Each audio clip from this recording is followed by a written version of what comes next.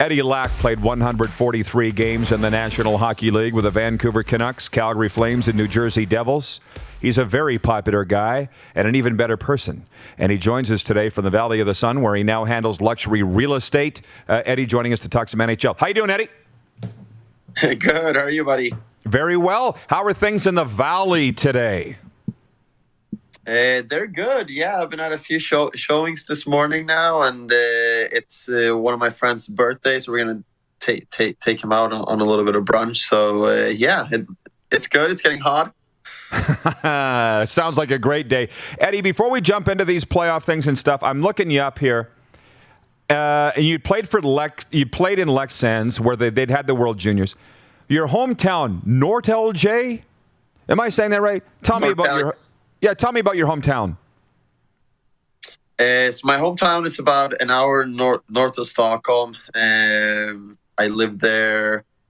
It's on the water. I lived there from I was born up until I was 13, and then I just had to kind of move to play hockey on a higher level, right? So, but it's beautiful in the summer. It's just Sweden in general is just very, very dark in the winter. Well, that's what I hear. And just like Canada, though, eh, Moose? You got to move to the bigger center to play. But I never ever told you that Rickard Gronberg, who you would know quite well, coached the national teams there in Sweden, best man at my brother's wedding. It's a long story we won't get into, but we're big fans of the Swedes in our family. So I'll start here. Did he get drunk too, or what? we won't. It was another time, 2006. Eddie, with the Coyotes missing the playoffs and Tocchet leaving, I just want to start with the city that you're in, the market that you're in. I mean, they were close. Did you think they were going to make the playoffs, and did the Tocchet leaving surprise you at all? No and no. I kind of had a feeling that he was going to leave. If I had a guess, he's probably going to Seattle, where his old teammate is the GM, right? So I thought that I had a feeling that he was going to leave, yes. And I kind of thought that the Coyotes were like good enough to be close, but not good enough to make it.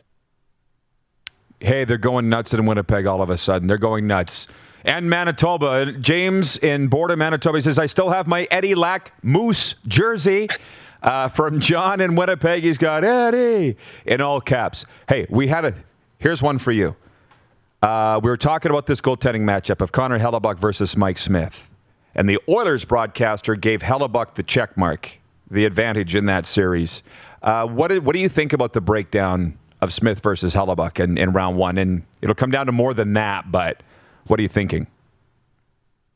So I play with Smitty, and I worked out a lot with Helly in the summers in Kelowna as well. So they're two friends. I think that playoff Smitty is like another level. Like, he always finds this extra gear to step it up in the playoffs, right? But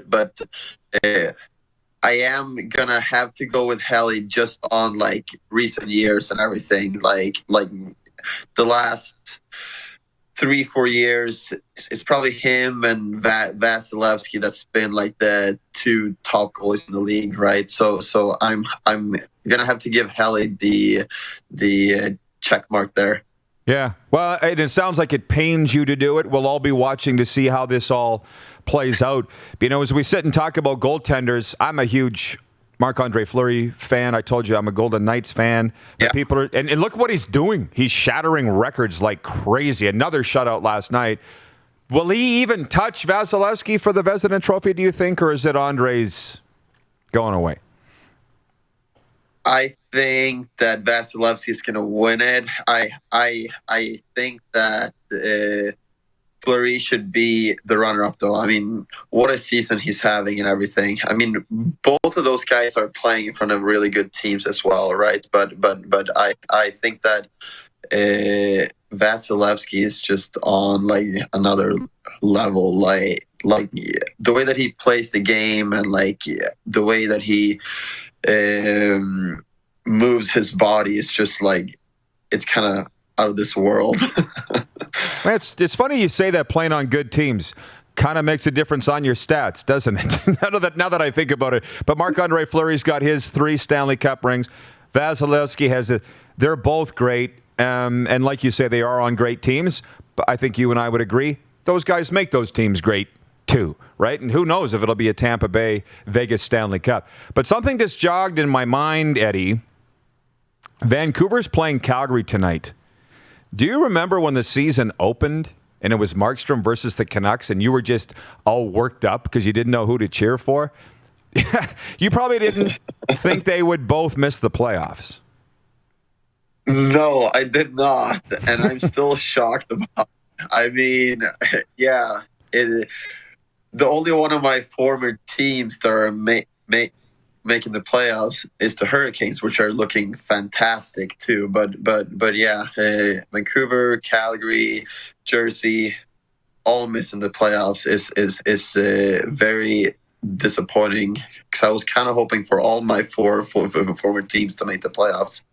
Well, do you think Markstrom will see the end of his contract in Calgary? I think he's got 5 more years left. Is he there for that long, do you think? Don't start with me already, Rod. Why? Why? You're like, you don't want to answer. Markstrom will see contract out. He is going to be successful there. I think that looking back at this season for him, I still think that he had a good season. There was times there where he still played like what looks like he played a little bit hurt, but I still think that that he had a good season. It's going to be interesting to see what's going to happen with Calgary and everything now, because I kind of feel like they can't keep going on this path that they are now, where like they're not making the playoffs, or they're just making the playoffs and first round exit, or right. So I think that they're gonna have to do something, and it's gonna be interesting seeing what it's gonna be. Dude, I wasn't saying he didn't play well. I'm a goalie guy. I watched the games. And by the way, he's got 5 years left. Daryl Sutter has 2 years left on this contract that he just signed. And I believe that Sutter and Markstrom will be left standing. They might be the only guys left that are left standing with the Calgary Flames. Listen, I know what's going on, Eddie. I'm just asking if you think Jacob Markstrom's going to be around long enough, if he wants to be around long enough. Because we know he's a good enough goalie. Financially, they signed him for that money and that long for a reason. And like I don't believe that he's the problem with the Calgary Flames. Believe me. But I triggered you there a little bit. Well, maybe it's my old goalie feelings and everything that get hurt. But there's so many people that are so quick to blame the I just get triggered. So no, I think that he's gonna stay the rest of his contract there, and I mean, we'll see what happens. But they gotta find a way to become competitive again. This is hilarious. No. Listen, I'm in the union and I'm with you, and I think the goalies should be the highest paid players on the team because they are the most important. That's a topic for another time. But you mentioned the Carolina. Yeah, well, of course. They're like quarterbacks, but I'm not going down that road. Carolina, you mentioned Carolina, and Rod Brindamore, who played junior 20 miles down the road from where we're sitting right now, is in the last year of his contract, I guess. How far do you see Carolina going this year? And every time I watch them play, James Reimer's in goal. Like, James been around a while.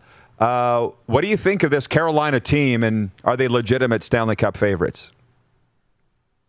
I don't think they're favorites, but I think they're contenders for sure. I mean, I think that these last few years of just like getting in the playoffs and getting the experience and everything is going to be really valuable to them. And they definitely have the team for it, and like they for sure got the coach, right? So I think that they legit have a shot at it now. Well, it's going to be fun to watch, and it opens up next week. There's more comments coming in from Winnipeg. Here's one. Loved you on the Moose, Eddie. This is from Lunt23, watching on YouTube.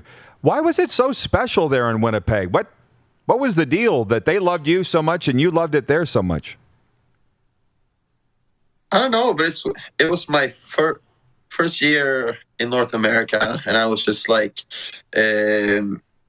so happy that I went to a team like the Moose first, because like obviously they didn't have a team or anything then, but they just really knew how to take care of their players and everything, and like that's something that I really appreciated, and with it not being an NHL team, then we had great fans in the stands and everything too, and I think I had a pretty decent year. So yeah, it was just fun times and good memories from Winnipeg. Well, that's awesome. You always want to be remembered well, so congratulations on that. Eddie, we'll let you go. I know that you're a busy guy, but fun chat is always, my friend. Enjoy the playoffs, and hopefully we can chat here throughout the spring. Let's do it. Thanks, guys. Thanks, buddy. The great Eddie Lack joining us from the Valley of the Sun, Phoenix, Arizona. You're watching Rod Pedersen On Demand. For more of The Rod Pedersen Show, visit rodpedersen.com or follow Rod Pedersen on social media.